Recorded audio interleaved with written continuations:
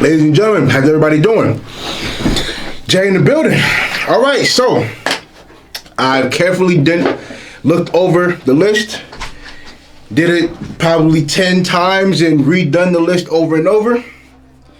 And if you see the title of the video, you already know what's up. So I've been paying attention to a lot. I've been looking at all conferences, looking at everybody, and I kind of just came up with the list of, after week 5, who is the top 10 best HBCU players. After week 5, who's going to be favored to win the Black College Football Player of the Year award? All right, so let's go down the list, man. Number 10, I got SY'VEON Wilkerson, running back out of Delaware State. I think he got over 100 attempts already. You have over 100 attempts in 5 games. He has 428 yards and 5 touchdowns. He leads the MEAC in rushing. He has more attempts than both of the quarterbacks on the roster have pass attempts, and that says a lot about him. Number 9, I got Laurence King, wide receiver out of JUWAN University. He has 40 catches for 571 yards and 7 touchdowns. He leads the CIAA in every category, and not just the CIAA, but all HBCU receivers in every category. And he's so good, right? So I'm gonna read this off. He's 7th in Division II in receiving yards. He's tied for 6th in receiving touchdowns, and he's 7th in catches. He plays on a team that they're putting up video game numbers. I don't even know if he was in the preseason talks in the all-conference CIAA, but he's definitely going to be an All-American receiver after this year, for sure. So I got him at number 9. Number 8, I got James Houston, linebacker for Jackson State. Now, granted, he don't have a lot of tackles, right? But he's 7th in the country in tackles for loss, and he's number 1 in sacks. Now, but he is number 2 in sacks per game. Now, I do remember that one game against Tennessee State where he had, I think, 4 sacks in one game. I think 4 or 4.5 sacks in one game. He creates a lot of pressure, and I think he definitely flies around the ball, and he definitely dominant in getting the quarterback. So I have him at number 8.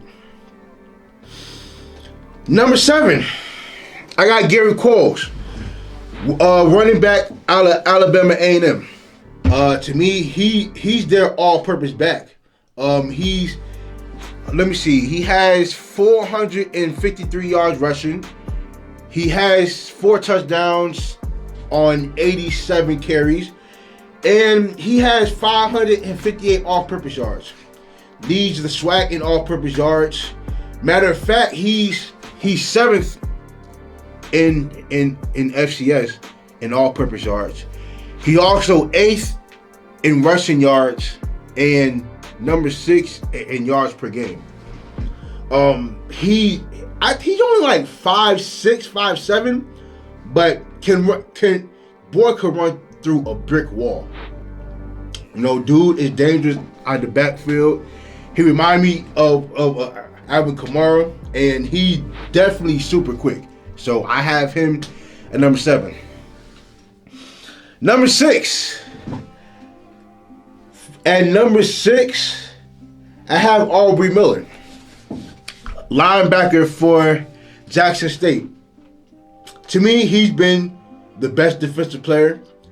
If there was a defensive player of the award for Black college football, to me, he'll be at the top of the list. He'll definitely be there. He has 54 tackles and 3 sacks, and also 5.5 tackles for loss. He's second in the country in tackles per game. Now, granted, I think he only played 4 games so far. Now, while everybody else on the list who's probably top 10 had played, they already played in 6 or 5 games. He's second on the list in tackles per game, so that tells you that he flies around the ball every single game. Now, in that same game that I told you that James Houston had like 4.5, probably 5 sacks, Aubrey Miller had 2.5 himself. He flies around the ball all day long, so I have him at number 5. No, at number 6. I'm sorry, at number 6. Number 6. At number 5, I have SHEDUER Sanders, quarterback out of Jackson State. Man, Jackson State is all on this board. Yeah, SHEDUER Sanders. SHEDUER Sanders has almost 1,100 yards passing, 7 touchdowns, and only 1 interception. He completes the ball at a high percentage. If I'm not mistaken, from my notes, I have him at 71%. By far in the highest completion percentage when it comes to passing. For him to only be a freshman, this dude is very wise in terms of where he picks and chooses to throw the ball. And I think he's by far the only consistent offensive player that they do have. Now, although he does run a lot, they do a lot of screen passes, he still completes the ball down the field. Now, for him to have almost 1,100 yards, he still has to be having to throw the ball down the field somewhat, and only in 4 games. So for him to be a freshman, he's playing pretty good football. So I have him at number 5.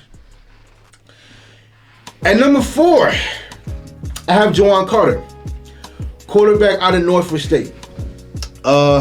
He has his team as the best team in the MEAC so far to have the most wins. He's currently on a 3-game winning streak. He thrown for 12 touchdowns, and he also rushed for another 4.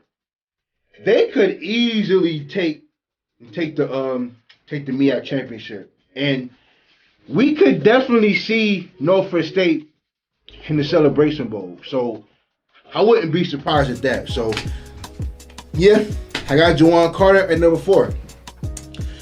Number 3, I got Juwan Pass, quarterback for Prairie A&M. Now, granted, this is definitely, now if there was an award for the best newcomer in HBCU football, this dude would definitely get the award. I didn't know how Prairie would look coming to this year, and this year definitely had, this dude definitely guided the already overpowered offense. I love the receivers that they have.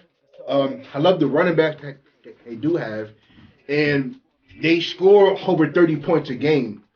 And he can definitely run the ball too. But yeah, I have JUWAN Pass at number 3. Number 2, this is gonna surprise a lot of y'all, and y'all gonna have to know this next guy's name. I got Bruce Witt, quarterback out of SY'VEON University. Now, granted, he plays in the CIAA, right? But this dude here is putting up video game Madden numbers.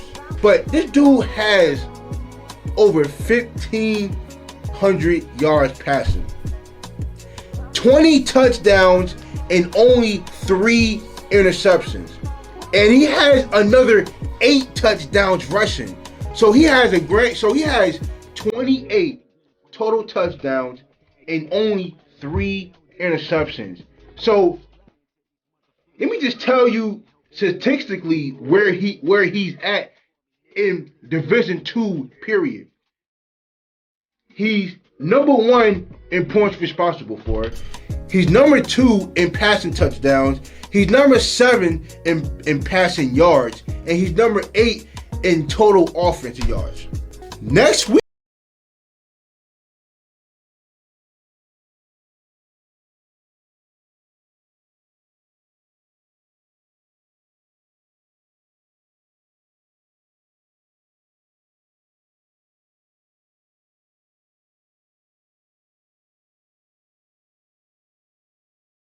probably one of the worst games I've ever seen from him. He's still, to me, the best HBCU player playing. He had over 1,500 yards, 14 touchdowns, and 6 interceptions. Now, 4 of those interceptions came from Grambling, which was yikes. He does complete 61% of his passes, and they have damn near one of the best offenses in Division I football. This dude gonna have all the accolades. He's gonna be this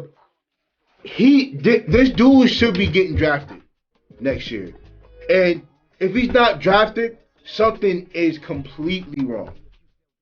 Like this dude, regardless of the game he had against Grambling, the dude can still get it done. Now, I thought they was gonna come back and actually win against Grambling State when I thought all their backs were against the wall, but it didn't happen. But to me, Akil Glass is still that dude, and I think they're gonna, that game next week against Jackson State is gonna be something to see. I can't wait for it. But yeah, man, that's the top 10 list. Feel free to share, feel free to comment, feel free to like, feel free to dislike.